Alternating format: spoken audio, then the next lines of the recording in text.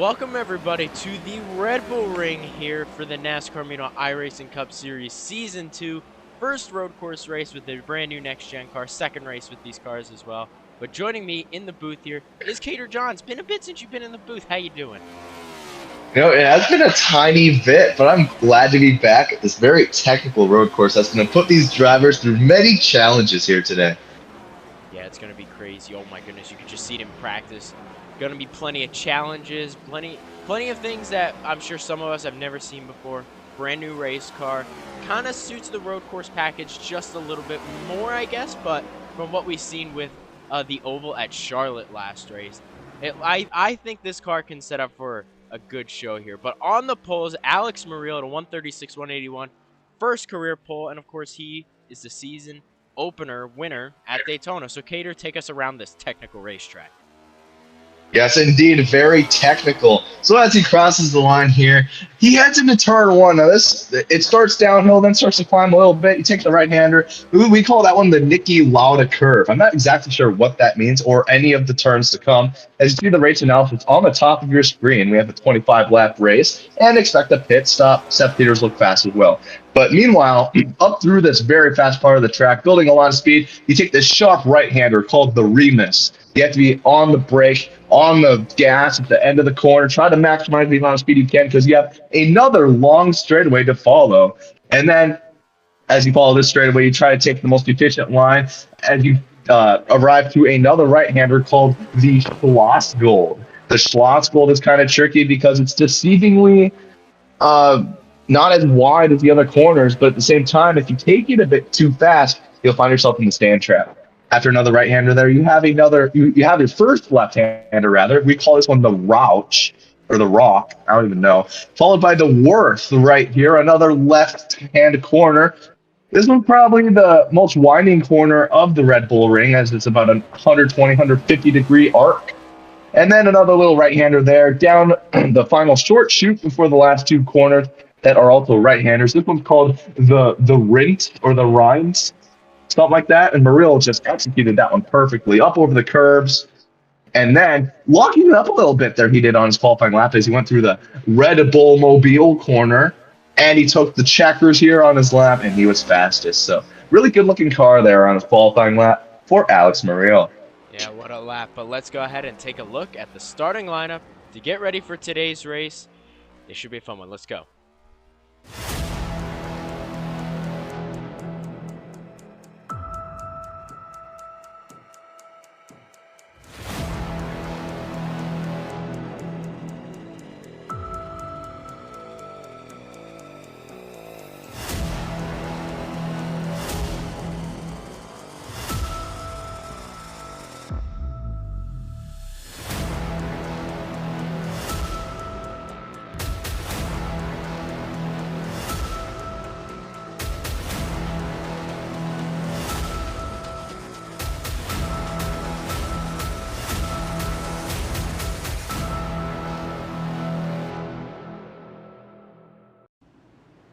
All right, well, you remember it's a standing start, so we got to be quick. Cater, who's your pick to win? Seth Peters goes two in a row.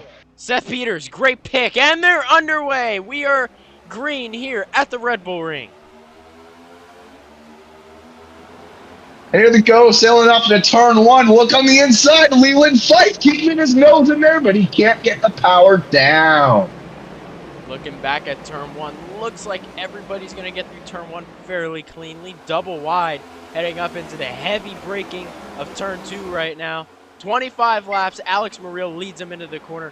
Big braking zone, everybody's going to have a chance to send it. Kylie Greider's one of them. Lindsay Deeds right behind her, but looks like everybody's going to get through this corner fairly clean as well. Yeah, clean for the tightest corner on the circuit there in the Remus. As they go down the back stretch here, or one of the many stretches, Alex Muriel taking the right-hander right there. Seth Peters keeping him close in his sights, but Muriel is, in fact, driving away. He's got about 2/3 of a second gap on that 78. Now he closes it back down to half a second. You know, can we just point out, let's just highlight really quick while we're looking at him, Alex Muriel, for a rookie, getting the pole, winning the season opener, I'd say this is a fairly successful start, as it looks like he's going to probably lead lap one here. I think Alex Muriel is starting to get a hang for this series already. I would definitely have to agree. And then, let alone, don't forget the next gen conversion that we experienced literally just last race. And now he's proving that he can drive this car as well. Now, if you can drive this car just fresh off the burners, you're able to, at a technical track like this, lead your first lap after winning the pole. It really spells good things for Alex Muriel's future. I'm sure teams are looking into this young talent right here. Yeah, a lot more battling towards the back, a lot more double file back here. Evan Taddy back in last place. Would have been interesting for that. Oh my goodness! Oh, Jordan Fox, a huge send, gives a little bit of a bump there to James Omaki. He made it work. Wow, I think we're gonna see a lot of that today. Man, it didn't even hurt the car. I mean, these things are so tough and stiff that he just gave him a little boop. He held on, and the guy behind him was fine. Going wide right there. That's the 29 car. Oh no, but they recovered. Yeah, Quinn Yeager overshot that again. I think that is probably the toughest corner at the racetrack. You can easily miscalculate that. As look at Roberto Crown Jr. You know, you talked about it earlier. This next-gen car setting up for tons of surprises, giving some of the newer, smaller teams a chance to run up front. It's showing for Alex Muriel leading and Roberto Crown Jr. now clearing Leland Fife to take third place. Yeah, we have a fun word for that. It's called parity, and we've seen so much in just the last race here, and now we see it infinitely more so far here today at the Red Bull Ring as we were overseas. These guys are enjoying the nice, fresh atmosphere difference that is not in America. And you see it through the pack. I mean, they are double wide making moves, and Muriel's continuing to sail it as he once again. Oh, we have one going wide. Seth Peters. He does. It looks like he's going to get...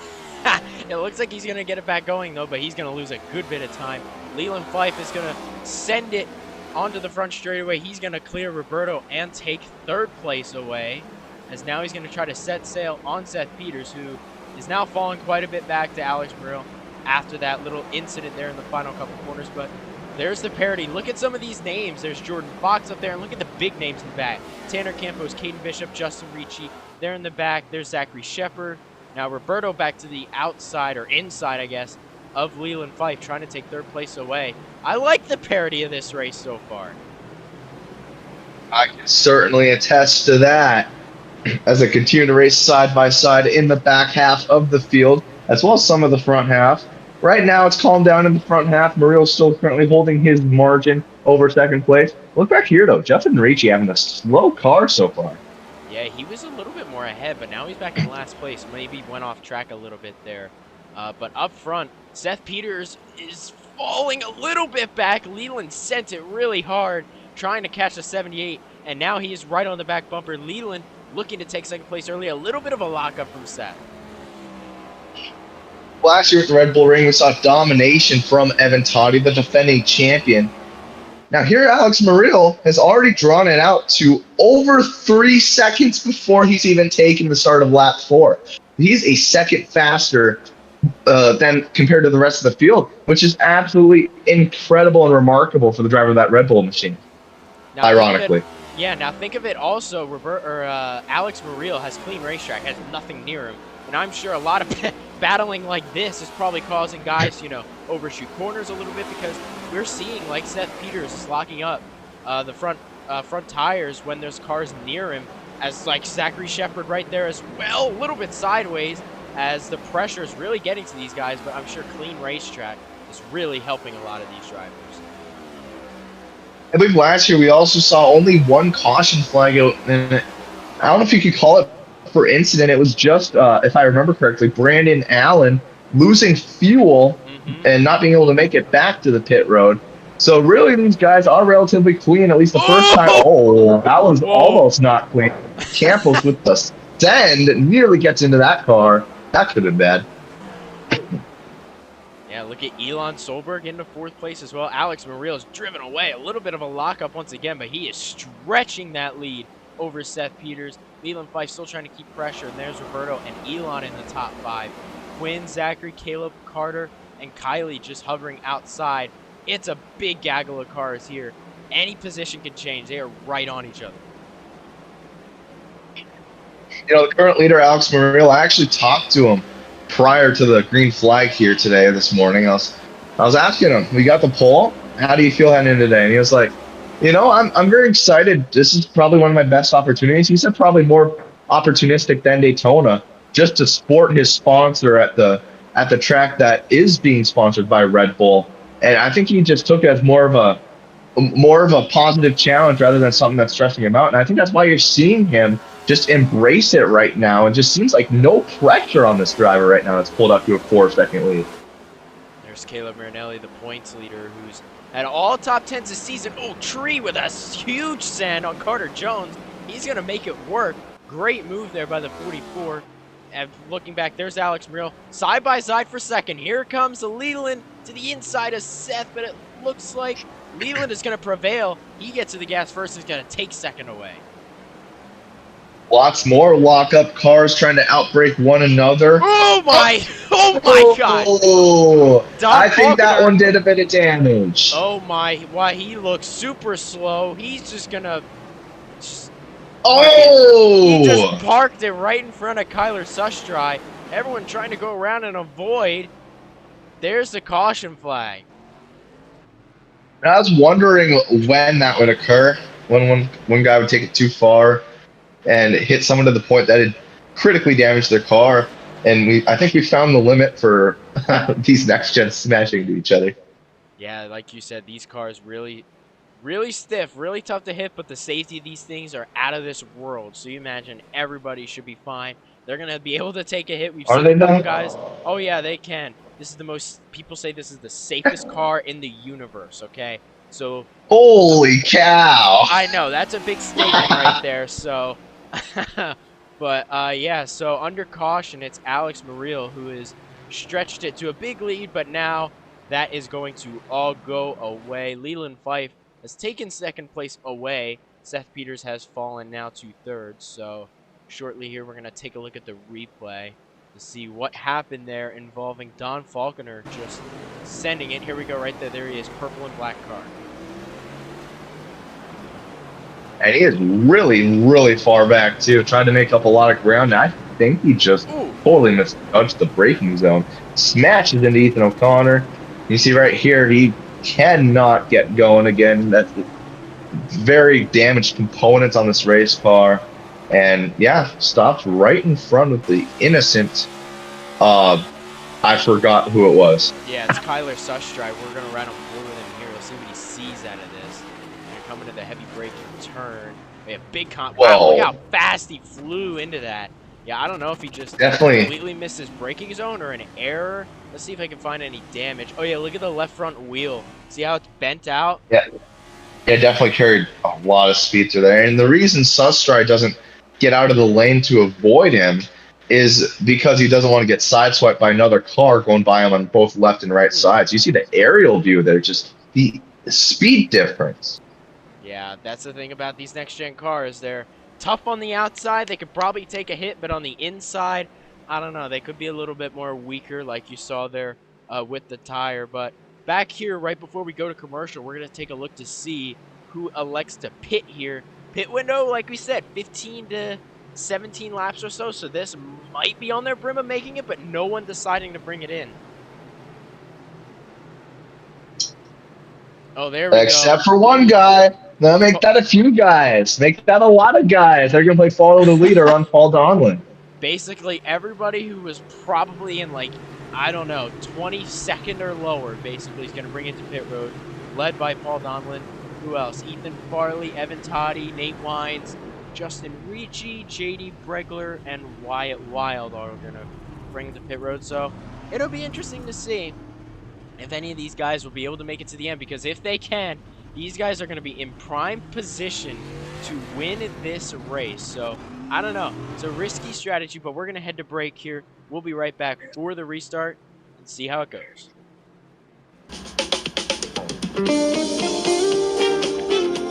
Oh, God. Oh, this is some hot Tuscan chicken pasta. I need something to drink. Oh, my God. Look at this. Pause, though. It's backwards because it's an inner camera. We have terrible funding for this commercial, but besides the point. Oh, I don't know how this got here. But man, giant peeps. You know what? I think that's pretty good. I think I just want to.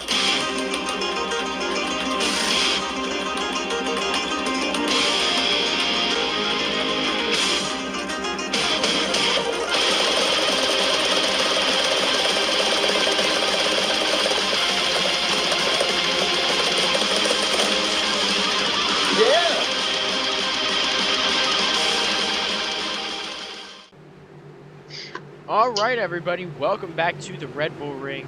We are getting ready to go back green after an incident involving Don Falconer and Kyler Sustry, getting in an incident there. But we're going to go back green here.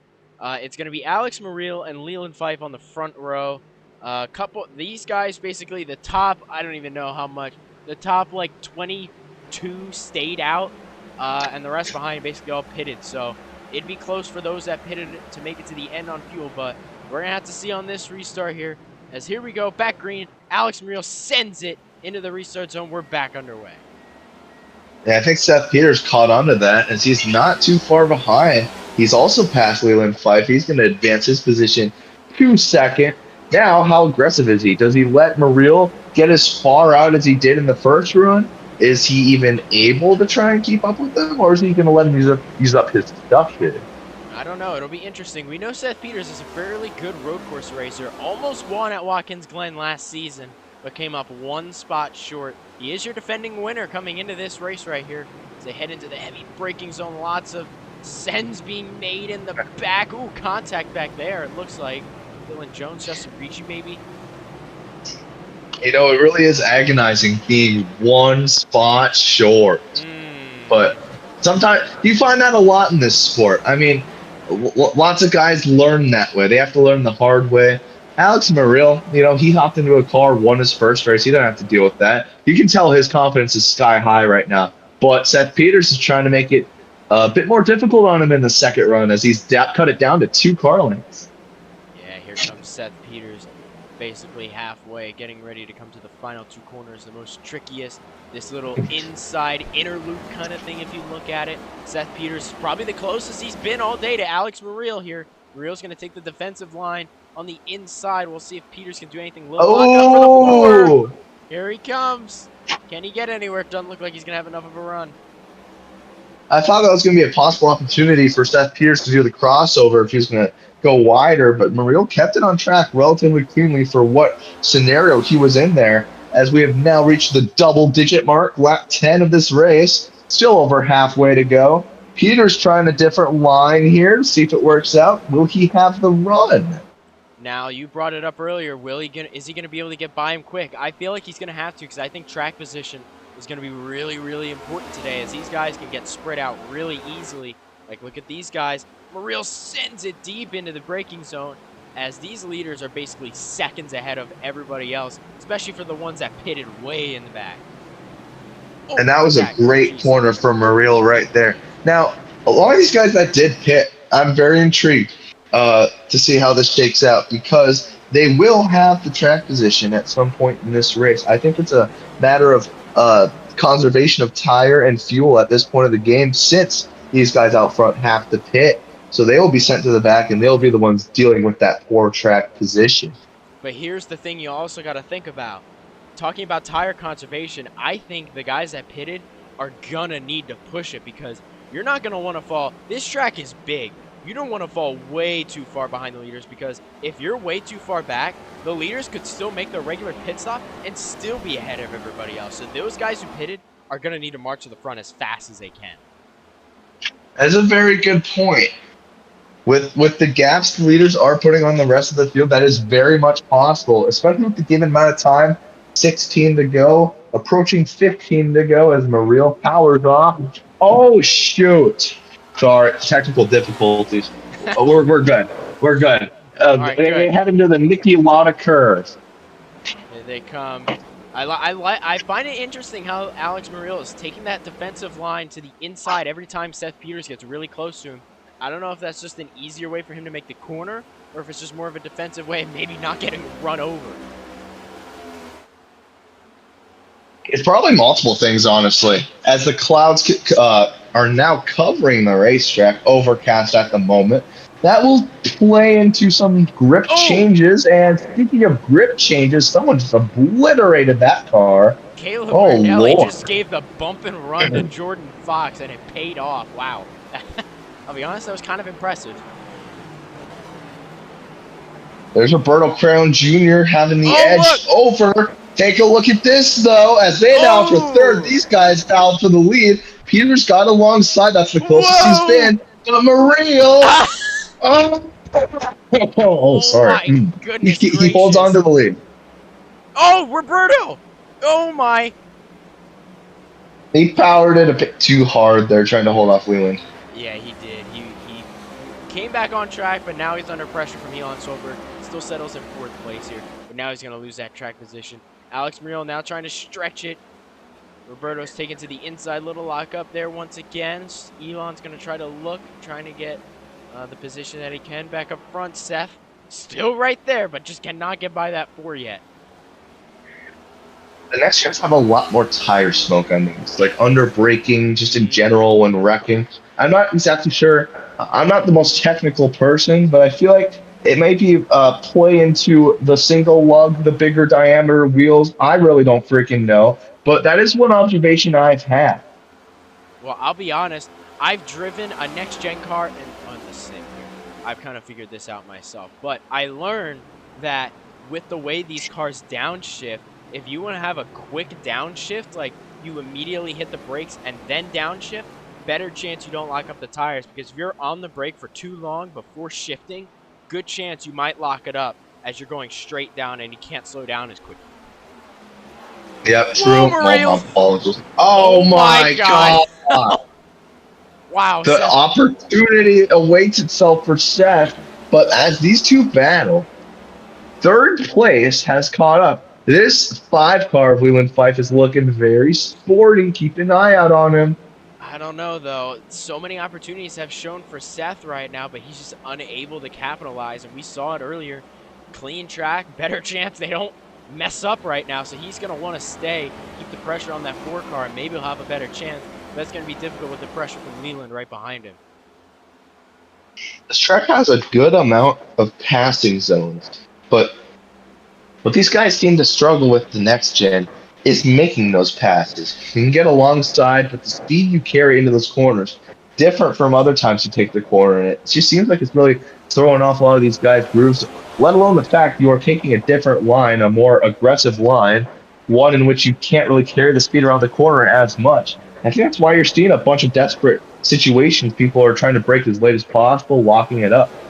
That too, but at the same time, this is only the 2nd ever race with this car and 1st road course race. So at the same time, I'm sure a lot of these guys are just trying new things, experimenting with what they can. As here goes Seth.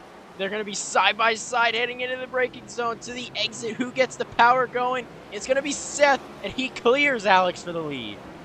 Now that's interesting because he used the outside lane there after I just made the comments on having to take a sharper corner usually when trying to make a pass. Well, he did the exact opposite, pulled the Uno reverse, went around the high lane and tried to carry more speed. Now Mariel's going to try to defend using that Seth Peters line. He can't do it. I think his car's falling off a lot.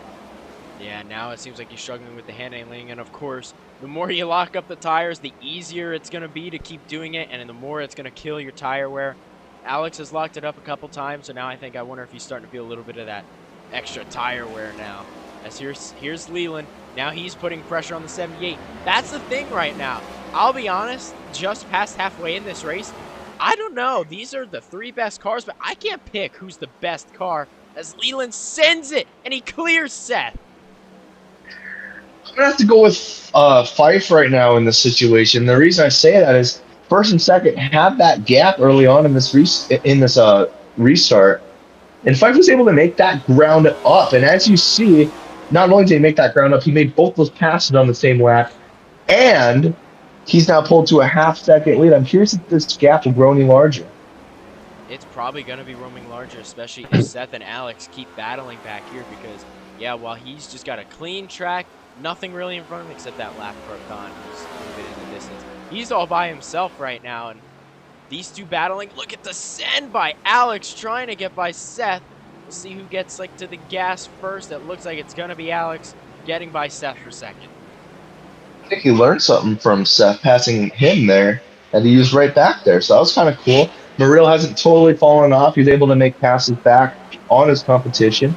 Ooh, But there you see again another Lock up! lockup, and Seth misses the corner. Oh, he's gonna go off, and he stops, and Elon is off also. Oh, and he's just gonna suffer all the positions, and there goes everything. That will be the yellow flag, I'd assume, as they are both beached in the sand. I don't know if it's going to be a yellow. If they can get back going, there maybe won't be a yellow. They're technically off the surface, and there they go.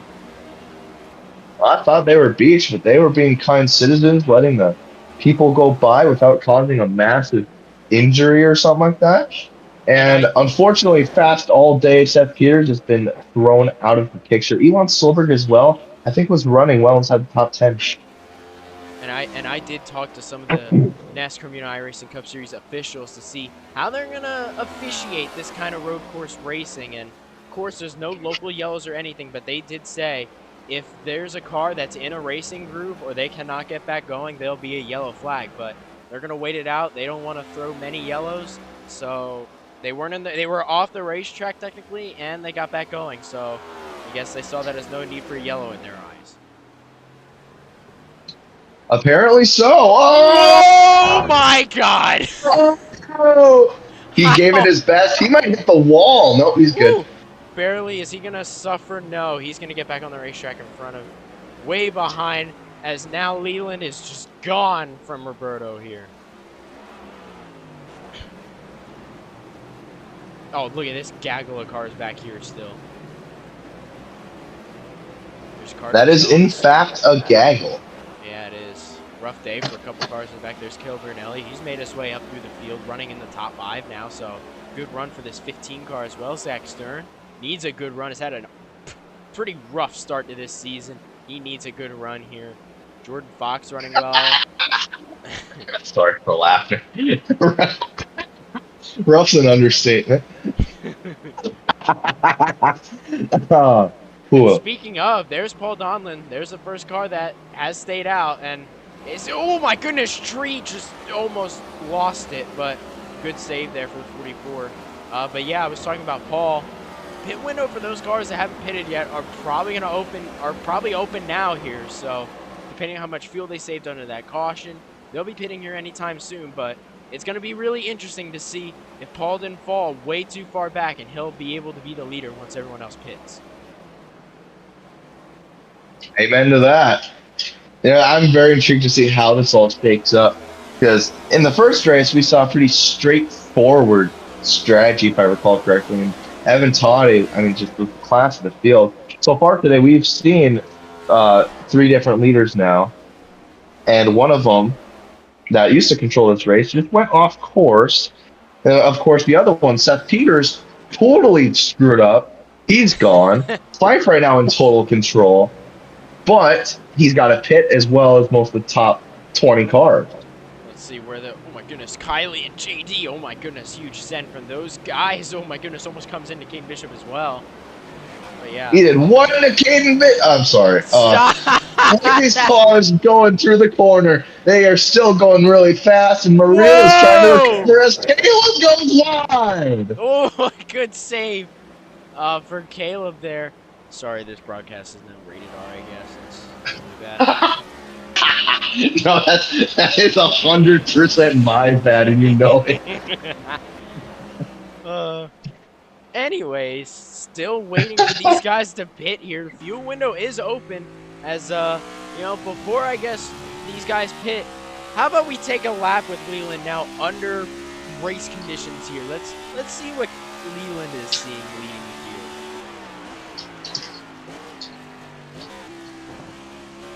Well, let's see here. He takes that corner through the, I'm going to grab my notes here, the Nicky Lauda curve very nicely. This Advent Health machine been so fast in the second half of this race as he goes through this S's, that's what those are called. He really just has a nice knack for this Remus corner. Then he powers it back down. And then up here, the Schlossgold, man, we've seen so many lockups through the Schlossgold corner. Let's see if Fife will fall victim to that, or if he will continue to keep this car underneath him. comes into the right-hander. Solid turn. He's not really pushing too much here. Wonder if he's still saving a little bit, maybe a little bit of tire now that he has no one that close to him. So heading into the last half of the racetrack, probably the most difficult part of the racetrack here. He's quite a few left-handers, then into a straight, and then 2 more right-handers, final 2 corners. Toughest part of the racetrack. Definitely very tough for sure. That's why I'm not a race car driver. Then you see here the final short shoot, if you can call it that, before sending it into the rint, and then the final corner here as well. And he used all that curb, clipped that apex, and really he's just looking so sporty right now. This 5 car. However, look behind him. That is, I don't think that's for position actually. No, that's Roberto second, and the first taker on pit Oh, road. wow! Caleb Marinelli brings it in. Zach Stern follows right behind him. Now this right here could make or break your race. Well, I mean, that's obvious, but we'll have to see how it shakes out. There's Alex and Quinn as Roberto is closing in on that 5 car here. I wonder if now that the 15 and the 8 car brought it to pit road, I wonder if that's going to now alert some of these drivers now to the end of their fuel window. Probably going to bring it in as well here. And then the moment of truth.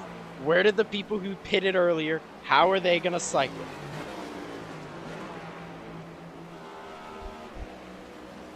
I'm surprised Roberto Crown Jr. has been able to have the speed right now to keep up with this 5 and close the gap. That's pretty impressive considering how fast he's been. You can just see the gap from 2nd to 3rd. That is huge. So Crown Jr. has been putting it to Leland Fife right now, trying to get caught up to him.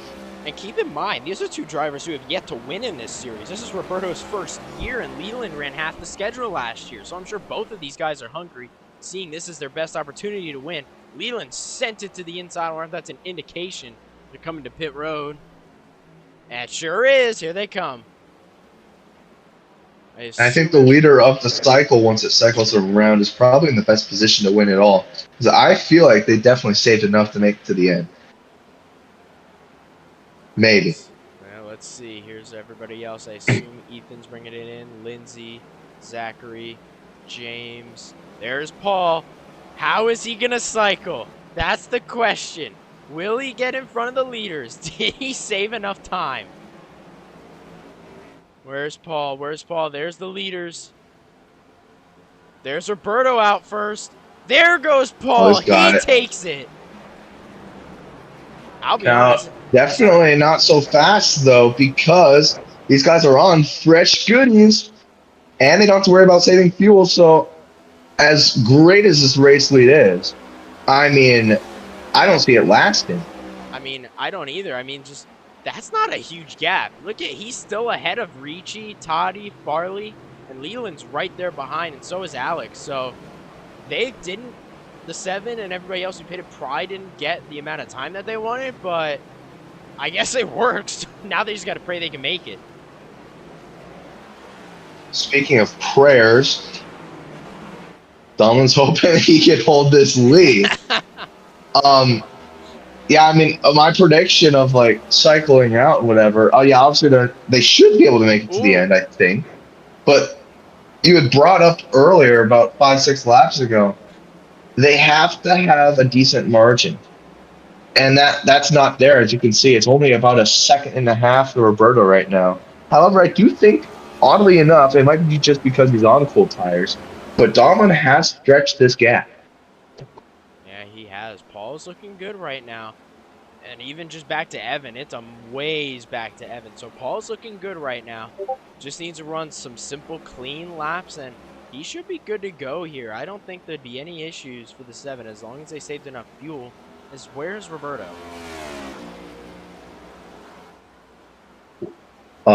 Did you not see Roberto? I didn't. Roberto! Oh no! Oh, he's on pit road again! Oh no! Roberto Crown Jr., what happened? What just happened? Did they not get the single lug nut tight enough, maybe? I'm not seeing there's any penalties. Hey, What? that's peculiar. I don't understand. Why'd he pit again? Guess we'll have to find that one out in the post-race. Well, either way, look at the lead Paul Donlin has now over the two that stayed out earlier. And don't look now, but Leland is right on the back bumper, and Alex is caught up. And look who's in second. Oh, Evan! Oh my God. Yeah, Evan. The Evan Taddy, the champion, the reigning, defending winner. There you go. The Red Bull ring. Yeah, that thing. I don't think he might be a factor to win this, but man, it's crazy that he's found himself here in the top two in the last few laps. I think the only way Evan can win this race is either if Paul runs out of fuel or wrecks the car.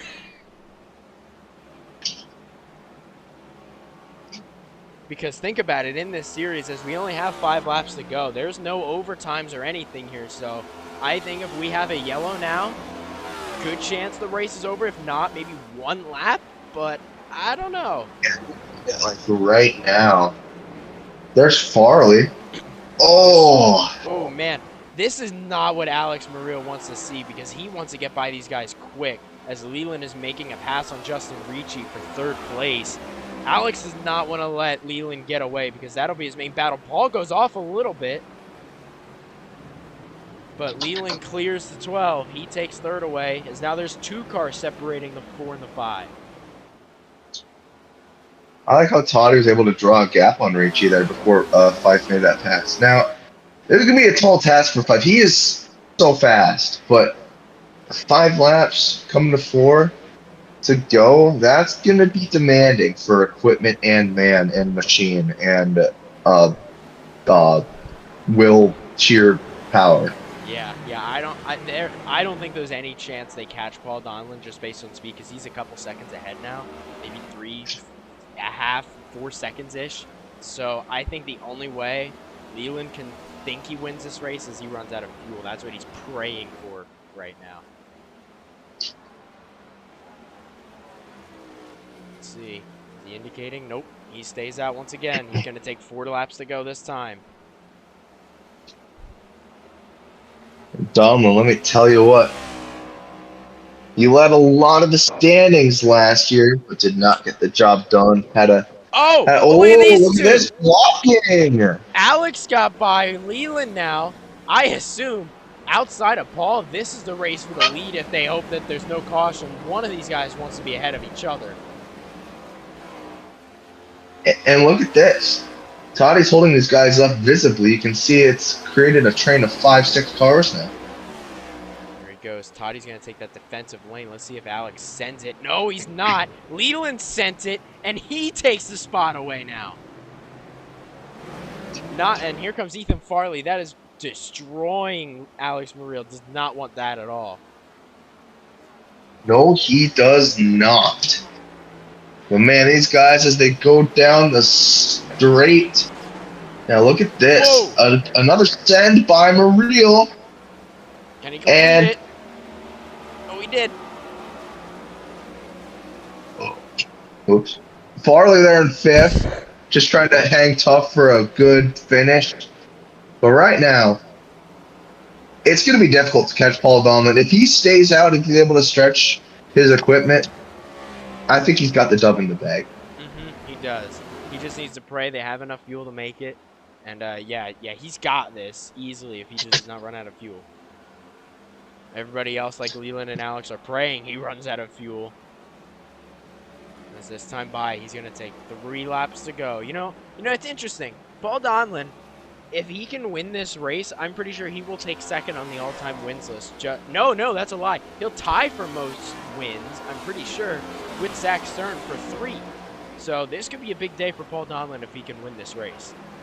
It sure could be. Oh my goodness gracious. You know, don't get out. There's Zach right there.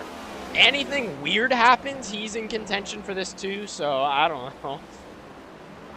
I don't know. Zach was one of the first guys to pit, though. I feel like he's not as matched as a lot of these other guys. But you never know with Stern. I like to call him a special name. I call him the Magic Man for more reasons than one. Anyway. There's Paul Donlin there this time by. He's going to take 2 laps to go. Leland is in 3rd place. Alex has managed to get ahead as now it's these two have pretty much put a gap on the rest of the cars. It's Evan Taddy who's also kind of pulled away a little bit as well here. So it'll be interesting. Here we come. It'll be 2 laps to go for Paul Donlin. Right now, Paul Donlin, his race car is singing "Country Roads, Take Me Home." Oh no! And that is not quite what we had envisioned. Wow. What a bummer. Not enough fuel to make it. Paul Donlin brings it to pit road, and Leland Fife is going to take 2 laps to go. Wow. That's a shame. I really thought they could make it, but just goes to show how aggressive you got to push these cars to hold the lead like that. Hold on a moment. Real looking feisty with the back ass of the bumper of Leland Fife. This could be interesting. 2 drivers. Leland looking for his first win. Alex looking for his 2nd win on the year. This could be interesting right here. I don't know. The Red Bull car trying to win it at, would you consider it their home? I guess? I don't know. Yeah, something like that. Okay, sure. We'll go by that. Can Leland hold on? I'm Cater Johns, right? I went to the. Oh, hold on, sorry. Oh, here he comes for the lead. Can he get it? Oh, they're gonna be side by side. Leland clears back. Hey, again. holds on. Woo. As I come to the white flag, though, right? I'm Cater Johns. I went to the Daytona 500. They had an Advent Health gate, so that was pretty cool. So to see Advent Health sporting the front of the pack, that's pretty cool and all. But I mean, Red Bull trying to win at the Red Bull Ring, that's just as cool. Almost as cool as the iRacing car winning the iRacing Cup Series championship. It's one of those things that you think are destiny. Perhaps Alex Muriel could get win number 2 on the season right here. Oh, a little bit of a lockup as here they come to the white flag. 1 lap to go, and here comes Muriel to the inside. He's as they head into the curve. Leland has the edge. He takes the wider line. He's got the run. Wow, what a run for Leland. He clears. That's now he's stretching the lead a little bit. Here we come into the heavy braking zone. These are going to be the important few corners. Leland just run a clean 3/4 of a lap here, and he's set free. Oh, Alex sends it, though. Here he comes. That's not easy at a technical track like this. That is not easy at all. Here we go down the back straightaway. I guess you consider this the back straightaway for the final time. The toughest part of the track. Leland with about a half a second lead over Alex Muriel now. Looking good. He gets trying. He gets by the full gold. The lead is stretched, but Alex is going to send it once again. He's going to try to get as close as he can. Here they come into the final few corners. Leland Fife. Oh, Alex is sending it. He's trying hard. He's getting closer. He's going to do it. The Advent House machine of Leland Fife. Here he comes into the final 2 corners. Can Muriel do anything these last few corners? Here they come into the right-hander. He sends it. Here they come into the final corner. They're going to be coming home, and he's going to do it. Leland Fife is going to get his first career win, and it comes here at the Red Bull Ring. Woo! Wow, what a run. What a battle that was. Wow. I'd have to agree with you. How about 3rd place, Zach Stern, making the magic flow again? Look at Ethan O'Connor, 4th place. Good run for the 28. And another top 5 again for that 15 car. Another great run for Caleb. But right now, it's all about Leland Fife. Takes the win here. Woo! What a battle. We gotta wait for his burnouts. There we go. Let's see how he does it here. There's plenty of places to have a chance to do a burnout at this place, especially here in the final corner. Look at the big zone, and there he goes. Yep. Goes for the donut. He is executing it. He's on the red paint. Can't get an overwhelming amount of smoke there, but he's getting some. He continues to donut. He's holding the wheel to the right. He is continuing to hold the wheel. He straightens it out. He goes back to the track now, over the curves. He's going to get over to the checkered line of the start-finish line. He's going to do another donut. He hits the wall. Okay. He's in the grass. And again. And the donuts resume. There we go. Man, what a Fun race. stuff. This 5-car came to life the second half of the race, and what a way to get your first win. What a great finish that was. I would have. Oh, sorry. I would have to agree. Here he comes into turn 1, gonna do more burnouts. Sends it, doing for none of the crowd that's here apparently. They all decided to go home. I guess they don't feel like looking at burnouts, but they had a good race today. Imagine! I don't know. The crowd in this series doesn't like to stick around, and I think he just blew the motor out, and yep, there it goes. Oh! Well, that's unfortunate. They could have used that. Leland's going to park it, but that's going to do it. Hopefully everybody enjoyed the race. Thanks, Cater, for joining me. Hopefully everybody enjoyed, and let's take a look at the finishing results.